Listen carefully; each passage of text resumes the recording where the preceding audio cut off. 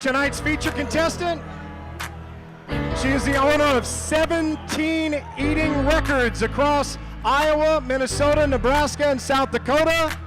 She holds the record for the Adam Emenecker sandwich at all 4 Jethro's locations. My name is Molly Schuyler. I'm from Bellevue, Nebraska. Her special skill is that she can consume a lot of food very quickly.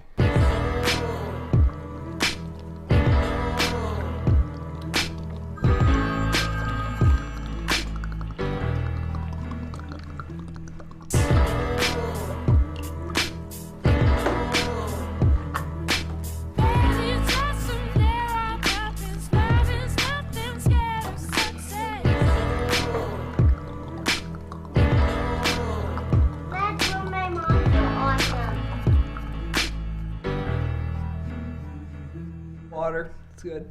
I'm glad that she has found a way to utilize it. Success. Let's bring the bacon out. Oh, here it comes. They have 5 minutes to eat as much bacon as possible. 10, 9, 8, 7, 6, 5, 4, 3, 2, 1, eat! Don't think about the calories.